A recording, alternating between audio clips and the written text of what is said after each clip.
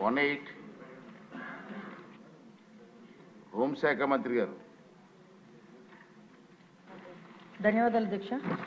మొదటి ప్రశ్నకి అవునండి, కొన్ని శాంతి భద్రతలు బందోబస్తు డ్యూటీల్లో రేంజ్ విఆర్ పోలీస్ ఇన్స్పెక్టర్ల సేవలను వారి నెలవారీ వేతనాలు భత్యాలను చెల్లించకుండా వినియోగించబడుతున్నది. అదేవిధంగా సెకండ్ క్వశ్చన్ అధ్యక్ష, ఖాళీలు ఏర్పడిన వెంటనే జిల్లాలో రేంజ్ విఆర్ పోలీస్ ఇన్స్పెక్టర్లు నియమించడం అవుతుంది లేదా వాళ్ళ ఆప్షనల్ అనువైన విధంగా డిప్యుటేషన్ విభాగాలు నియమించబడుతుంది అధ్యక్ష. పోస్టింగ్స్ ఇచ్చిన వెంటనే వెయిటింగ్ వ్యవధిని క్రమబద్ధీకరించి వేతనాలు పొందడం అవుతుంది. కావున వెయిటింగ్ వ్యవధిలో ఇన్స్పెక్టర్లు ఇబ్బందులు ఎదుర్కొంటున్న విషయం వాస్తవమే. ఎందుకంటే వారు పోస్టింగ్స్ పొందిన తర్వాత వారు వేతనాలు అయితే పొందడం అవ్వాలి, కానీ లాస్ట్ 5 years కూడా వాళ్ళకి ఆ వేతనాలు ఇవ్వకుండా చాలా ఇబ్బందులు పెట్టిన పరిస్థితి కూడా వాస్తవం అధ్యక్ష. అదేవిధంగా మనకి థర్డ్ క్వశ్చన్కి అవునండి, 4 wheelers ఒక్కొక్కరికి కూడా ఒక్కొక్క నెలకి 120 లీటర్లు, 2 wheelersకి 25 లీటర్లు పెట్రోల్ అనేది ఇవ్వడం జరుగుతుంది, పెట్రోల్ డీజిల్ అనేది ఇవ్వడం జరుగుతుంది. ఇది సహజంగా సరిపోదు.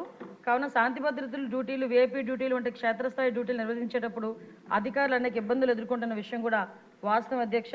దీనికి కూడా ఇప్పుడు నెలకి 300 లీటర్లు 2 wheelersకి అయితే 50 లీటర్లు చేయడానికి కూడా ఒక ప్రపోజల్ అయితే ఉంది. దాన్ని కూడా కార్యరూపంలో దారుస్తాం అధ్యక్ష. అదేవిధంగా 4వ క్వశ్చన్కి అధ్యక్ష అవునండి, పెట్రోలింగ్ మరియు విఐపీ భద్రత డ్యూటీలను అదనంగా నిర్వహించడానికి క్షేత్రస్థాయి అధికారులు వినియోగించిన పాత వాహనాలతో పోలీస్ శాఖ చాలా ఇబ్బందులు ఎదుర్కొంటుంది. శాఖ కూడా వాహనాలు తీవ్ర కొరత ఇబ్బంది పడుతుంది అధ్యక్ష.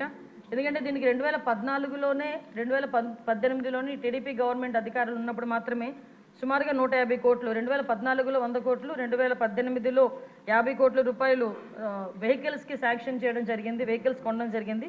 2021లో 17 కోట్లు పోలీస్ శాఖకి నూతనంగా వాహనాల గురించి, వాహనాలు అయితే కొన్నారు కానీ దానికి బిల్స్ కూడా పేమెంట్ చేయకపోవడం వల్ల ఏపీ పోలీస్ని లాస్ట్ గవర్నమెంట్లో మహీంద్రా వాళ్ళు బ్లాక్ లిస్ట్లో పెట్టుకున్నారు అధ్యక్ష.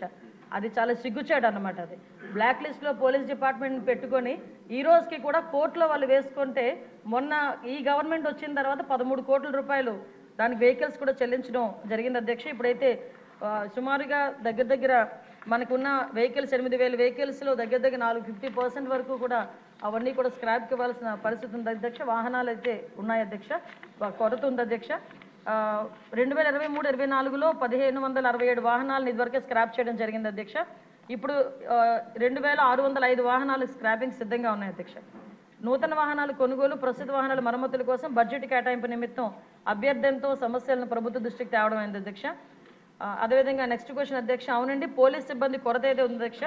2023 December 31 నాటికి 19,999 వేకెన్సీస్ ఉన్నాయి అధ్యక్ష. వేకెన్సీస్ లిస్టు వాటి కేటగిరైజ్ ప్రకారం సభ్యులకు కూడా అందించడం జరిగింది అధ్యక్ష. తర్వాత మనకి 17/9/2002 తేదీ గల హోమ్ సర్వీసెస్ శాఖ నుంచి కొంతమందిని, అంటే తర్వాత క్వశ్చన్ అధ్యక్ష ఈ ప్రమోషన్స్ గురించి అడిగారు అధ్యక్ష. 17/9/2002 తేదీ గల హోమ్ సర్వీసుల శాఖ జిఓఎంఎస్ నెంబర్ 280, 30/12/2011 తేదీ గల హోమ్ సర్వీసుల శాఖ జిఓ నెంబర్ 301 ద్వారా తీవ్రవాద, ఉగ్రవాద సంబంధిత శాఖల్లో విశిష్ట సేవలు అందించిన పోలీస్ సిబ్బందికి తర్వాత ఉన్నత హోదా యాక్సిలరీ పదోన్నతులను ఇవ్వడానికి ఒక కార్యవిధానాన్ని రూపొందించడం జరిగింది అధ్యక్ష. మార్గదర్శకాల ప్రకారం దిగువ పేర్కొన్న విధి విధానాలు నిర్వర్తించి అటు వ్యక్తులకు మాత్రమే యూనిట్ అధికారులు సిఫార్సు చేయాల్సి ఉంటుంది. అభ్యర్థి ఆమోదిత ప్రొఫెషనరీ అయి ఉండాలి. తీవ్రవాద వ్యతిరేక, ఉగ్రవాద వ్యతిరేక కార్యకలాపాలు విశిష్ట సేవలు అందించి ఉండాలి. సంతృప్తికర రికార్డు ఉన్న వాళ్ళు, అదేవిధంగా సర్వీస్ అంతటా ఏదైనా ప్రధాన సెక్షన్ లేకుండా గత 6 సంవత్సరాలకు క్లీన్ డిఫాల్ట్ షీట్ కలిగి ఉండాలి అధ్యక్ష. అదేవిధంగా డిఎస్సి సివిల్ డిఎస్గా డిఎస్పి పదోన్నతి పొందేందుకు సర్వీస్ నియమాల అర్హత విధానాన్ని నెరవేర్చిన అతను లేక ఆమె ఉంటే తప్ప శాఖలో 30 సంవత్సరాల సర్వీస్ పూర్తి చేసుకున్న సబ్ ఇన్స్పెక్టర్, సెటిల్ ఇన్స్పెక్టర్ డిఎస్పీగా పదోన్నతి పొందరు అధ్యక్ష. కృష్ణకుమార్ రాజు గారు.